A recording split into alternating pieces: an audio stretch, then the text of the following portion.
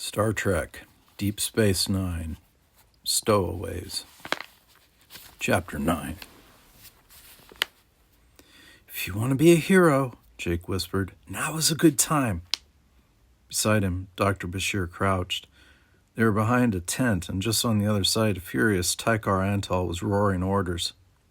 "This one says a friend of his is going to Sakilo City to bring back the authorities. You, Veldor, take Beklesh with you and go in the fastest Lantran to stop this friend. You can use the pheromone sensor to pick up the trail." "What do we do with him?" a deep voice asked. "Kill him and toss him into the rip for all I care," snarled Tykar. "Wait, though. Maybe you'd better bring the friend here for questioning. Nothing must prevent the death of the Vedic tomorrow. We have to know whether the monks suspect that a real attempt will be made." "Come on," Dr. Bashir whispered to Jake. "But they have Nog," Jake began. "And I'm getting him back. Come with me. I know what I'm doing." Jake followed as the doctor hurried away.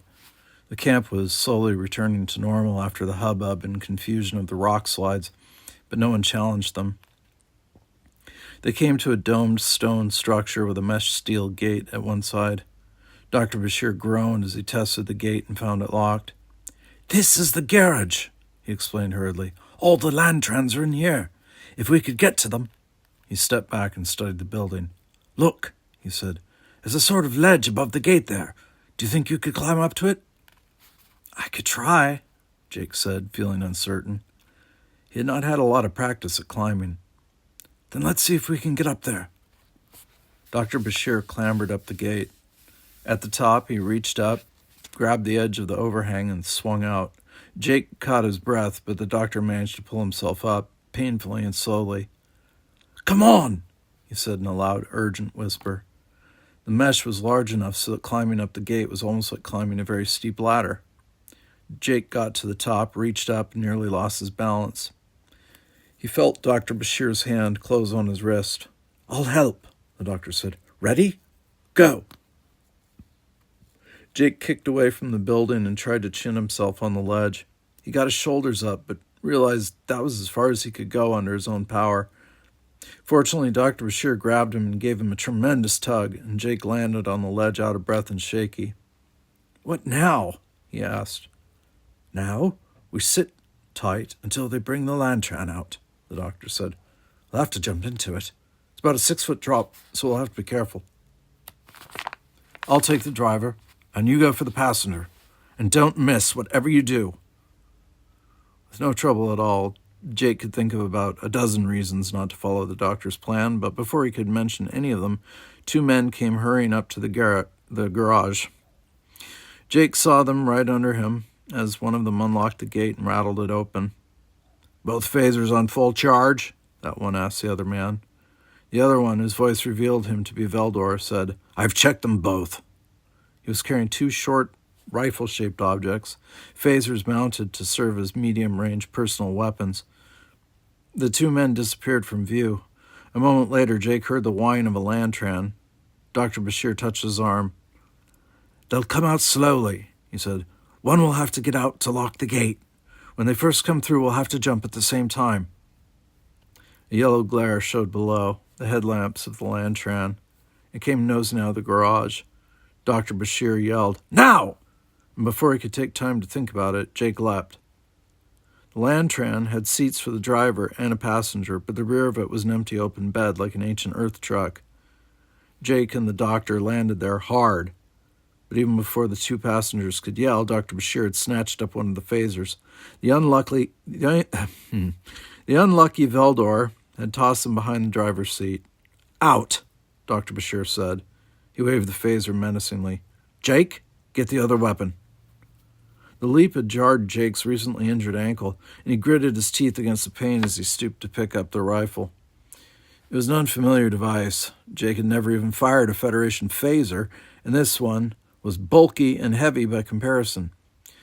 Still, he held it the way Dr. Bashir held his, hoping that he looked menacing. Veldor, a hulking, bearded Bajoran, climbed out slowly. The other, Beklesh, was smaller and more obviously frightened. "Keep them covered, Jake," Dr. Bashir said. He moved into the driver's seat. You won't escape, human, said Veldor.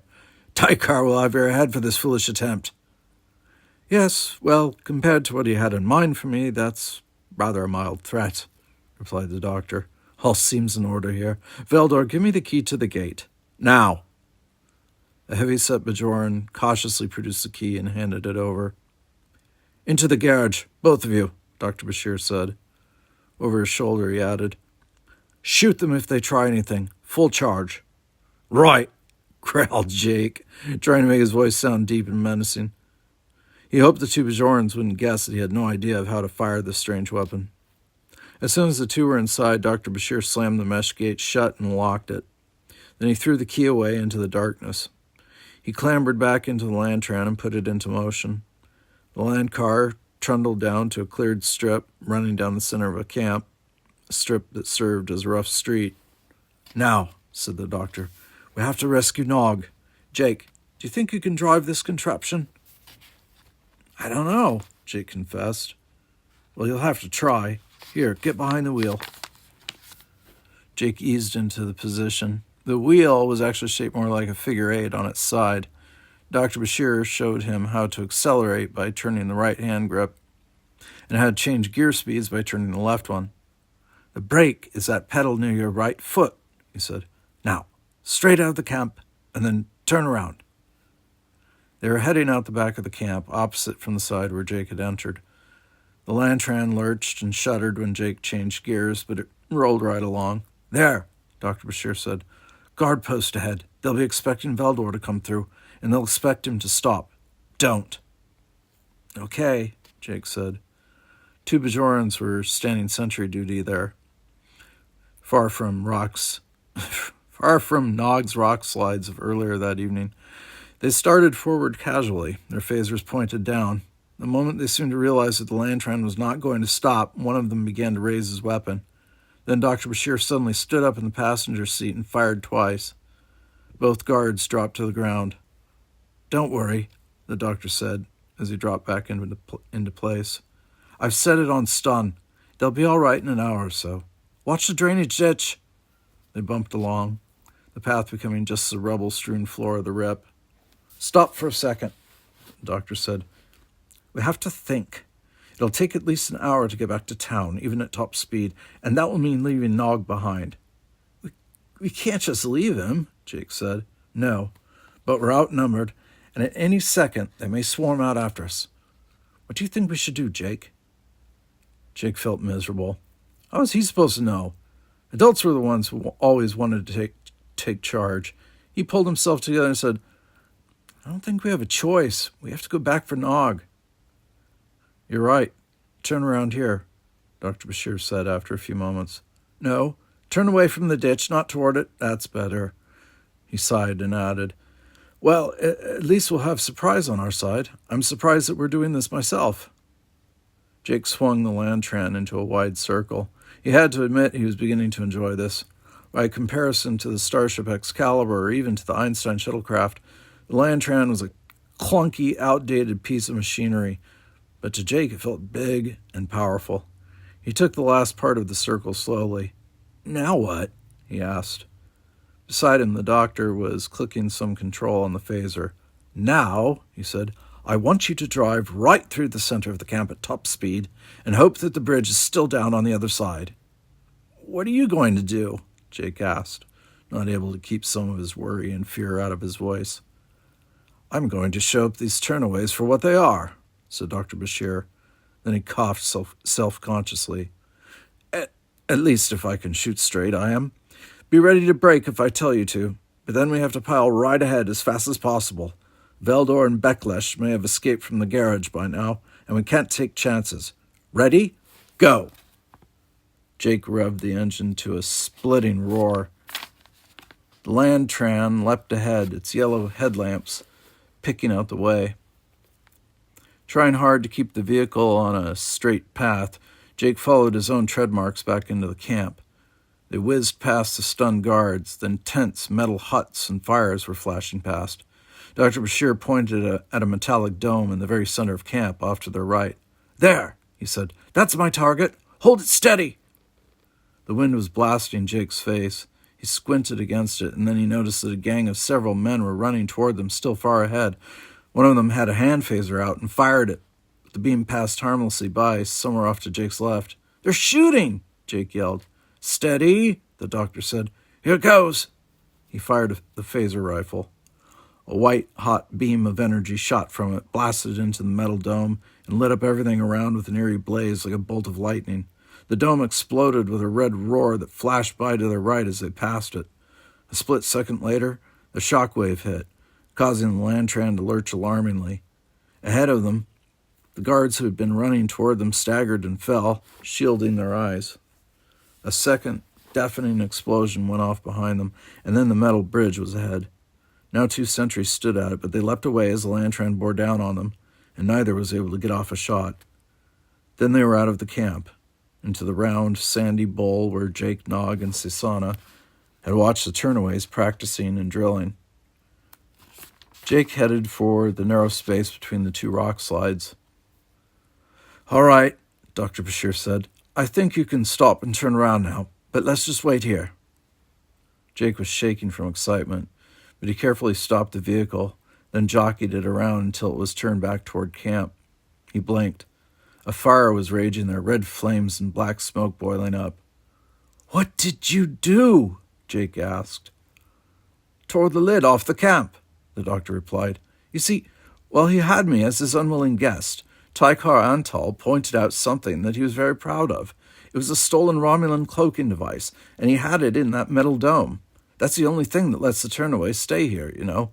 No one could detect them from the air, and no one on the ground knew quite how large the camp was or how much opposition they would face.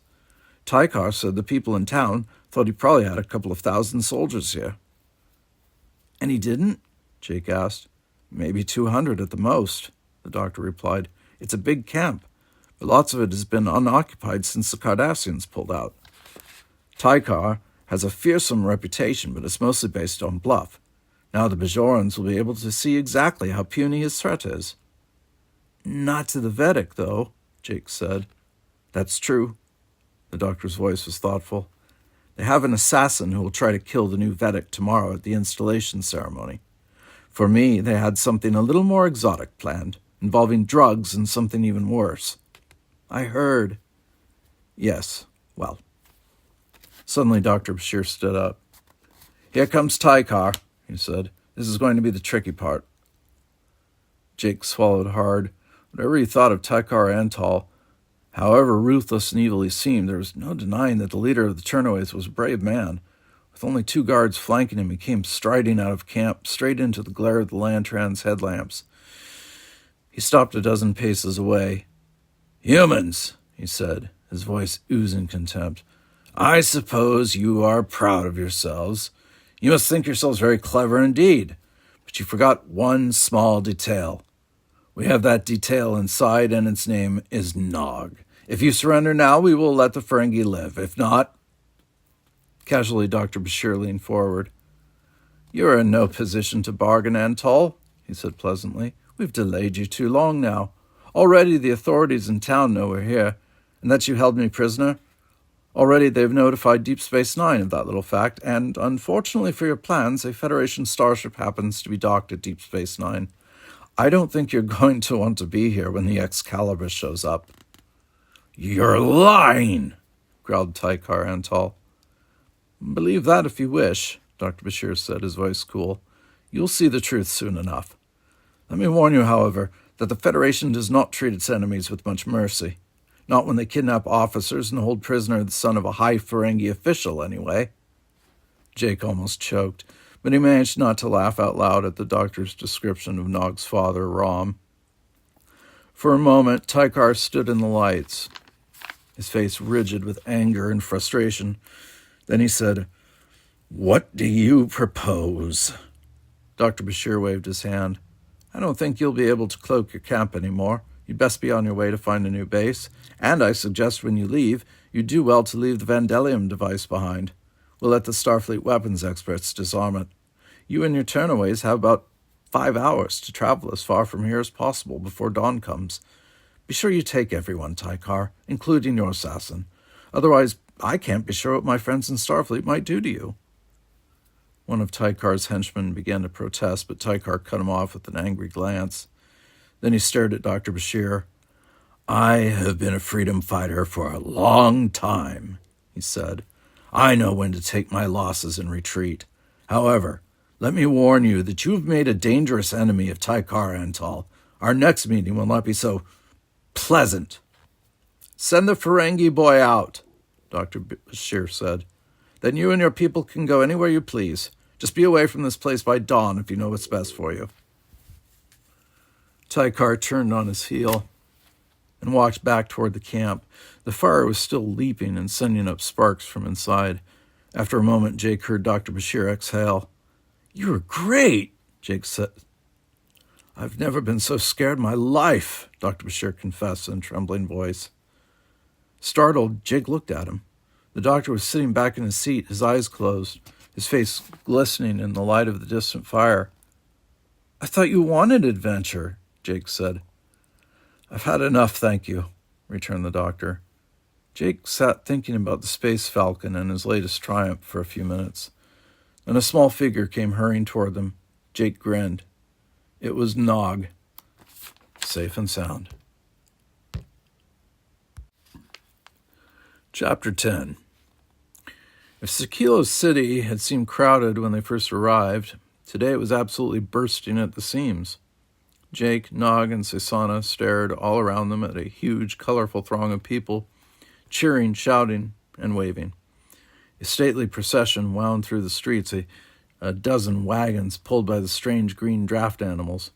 The wagons wore decorations of flowers, red and orange, yellow, and a startling blue-green. And in each wagon stood clusters of monks wearing equally brilliant robes. Except for one flower-decked open carriage that held Jake, Nog, Sasana, Dr. Bashir, and the new Vedic. Sasana looked stunned. She'd gone to her father the night before, and she'd called out the city constables all right.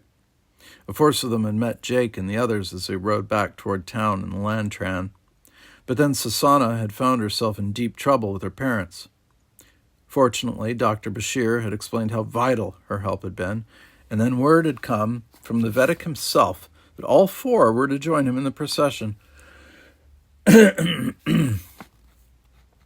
Jake was still worried, for he remembered Tykar Antal's threat. Somewhere out in that crowd, an assassin might still be lurking. Perhaps even now someone was aiming a phaser from a window or preparing to toss a bomb, or... Jake swallowed. He did not like to think of all the murderous possibilities. The procession stopped in one of the largest bazaars in the city, where a huge stage had been erected. The Vedic insisted on their accompanying him there. The grandfatherly old man strode to the center of the stage and lifted his hands for silence. When at last the cheering had died down, he spoke. He said simple words, words that hoped for healing and for peace. Bajor was one world, he said, and no matter how much her children disagreed among themselves, they were still her children, one people, who had to realize their kinship and their duties to one another. Then he gestured to Dr. Bashir. With a painful grin frozen on his face, the doctor walked forward. The crowd looked at him expectantly. Dr. Bashir cleared his throat and said, As a citizen of the United Federation of Planets, I rejoice with you today. We wish for nothing more than the day when all Bajorans can live together in harmony and peace. It is a big universe, my friends. There's room in it for every belief, and room enough for every believer to respect all the others. Then he waved. The people in the bazaar cheered him wildly, but when he turned away, the doctor still wore his sickly grin. Now, that is frightening. Now, that is frightening, he whispered to Jake. What, did you see an assassin? Jake asked. The doctor shook his head. No, I mean speaking in public, he muttered. The ceremony went on for 2 more hours. Long before it was over, Sasana, Jake, and Nog managed to slip away. Your friend has done the Bajoran Council a great favor by standing with Vedic Carrick, she told them.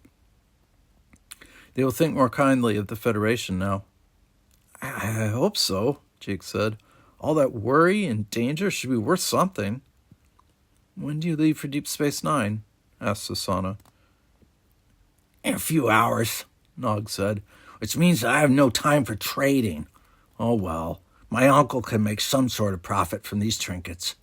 He rattled his backpack, which now held all sorts of trade goods. Susanna smiled at him, and then she unfastened the chain that she wore around her neck. "Here," she said, handing the anthrolite necklace over. "This is the prettiest one I ever found. I hope it makes you happy." Nog's eyes lighted up. "You are a beautiful and kind lady," he said. "If ever there's any service I can do for you, you have only to speak. I'll give you bargain rates." Jake rolled his eyes. "I hope we can come back someday," he said. "Or maybe you can visit Deep Space Nine." "I'd like that," Susanna confessed. "It must be beautiful to be out in space, away from all the dull cares and worries of a planet like Bajor." With a smile, Jake said, "Well, let's just say that living in space has its moments." Jake, Nog, and Dr. Bashir left that afternoon on the Einstein. Nog was all curiosity. "Why didn't Tykar Antal try to kill the Vedic?" he asked. "In that crowd, anyone could have taken a shot at him." "I know the reason," Jake told him. "It's because Dr. Bashir let Tykar Antal know that the Excalibur is in the neighborhood." "Right," the doctor said, his voice surprisingly grim. "You see, the Turnaways have no place to hide now. If the Bajoran Council thought that he had assassinated a leader like the Vedic Carrick in the presence of Federation representatives, they would surely invite Starfleet intervention. That's the last thing that Tykar would want, especially now that he no longer has that little Vandalian bomb." "They found it then?" asked Nog. "The constables brought it in. It's in a safe place now. The Council will ask Starfleet to disarm it." Nog did not look as if he were reassured. "What if he gets another one?" "I don't think that's likely. This one was stolen from a Cardassian force years ago. Even the Cardassians rarely used them, though, so it's unlikely that any are left on the planet. And making one is out of the question, considering Bajor's level of technology." Jake sighed. "I'd like to go back to Sekilo City someday," he said. "So would I," Dr. Bashir said, his voice sarcastic. "But this time alone. Do you boys know how much trouble you're in?" "What?" roared Nog. "You don't mean you're going to turn us in?" "Nog, they must know by now that you've been away," Dr. Bashir replied. "Listen," Nog said. "We have it all arranged. My father has seen to it that everyone thinks Jake is with me. With luck, we'll get back to Deep Space Nine, and no one will be the wiser. Adults don't notice kids except when they're in the way." Dr. Bashir shook his head. "That's no good. I'll simply have to tell your parents what happened." "Oh, man," groaned Jake. He doubted if he would ever see a planet again after his dad heard about this little stunt, and certainly not Bajor, not after Sekilo City had proved to be every bit as dangerous as Commander Sisko had feared. "Do you have to tell?" "I can't see any way out of it," the doctor told them. "After all, I'm an adult, and I knew that the trip could be risky. You boys could have been killed, and then—" "What?" Nog said. "Hey, we weren't the ones who went off with old Tykar and got captured." Dr. Bashir frowned. "That's beside the point. You stowed away, and that's a serious offense." "Wait a minute," Nog said. A crafty grin spread across his face. "Let's take a Ferengi approach. Maybe we can bargain a little about this. First, you'll admit we saved you." "Well," Dr. Bashir said, "you helped, certainly, but as a matter of fact, I was planning my escape even before Jake showed up." Nog gave Jake a meaningful look. "Right," he said, "but we did help." "Yes," said Dr. Bashir slowly. "You did help. That's right," Jake said. "We were there when you needed us." Although he gave no sign of it, he felt deep gratitude toward Nog.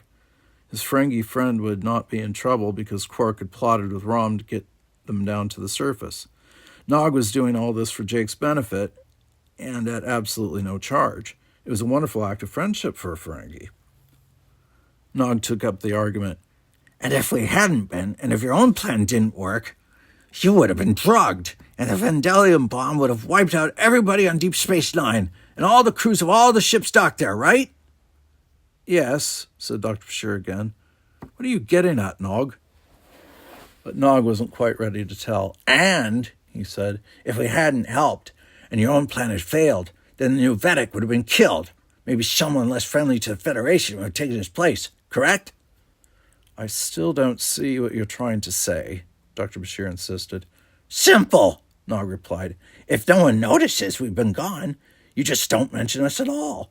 That way you get all the glory yourself. If people have noticed that we were away, then you tell them how much we helped you. If we helped you to escape and to save the Vidic's life, then we did a good thing. If we saved Deep Space Nine from a Vandalium device, we did something even better. They can't be too hard on us for all that. Anyway, that'd be lots better than the alternative. And what is the alternative? Asked Dr. Bashir suspiciously. Nog looked at Jake. Jake grinned. The alternative, he said, would be that we tell everyone on Deep Space Nine how we went on a spy mission with a Space Falcon. Dr. Bashir's tan face grew very red. You heard that? He asked. Every word, Nog said. After a moment, the doctor gave a deep sigh. Very well, he said. I'll promise this much at least. I'll stress how much you boys helped me if you forget the Space Falcon ever existed. It's a deal, said Nog.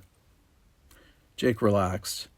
In the view screen, Deep Space Nine was visible in the distance, its strangely shaped bulk dark against the velvet blackness of space, but spangled over with lights. Jake watched it with mixed feelings. He had wanted some time on a planet, and he had managed to get some, even if it was not what he had expected. Now, though, he was returning to Deep Space Nine, and he felt a strange sort of comfort in the thought. He and his father were people of Earth, but now they lived out here, among the stars. And Jake was going home.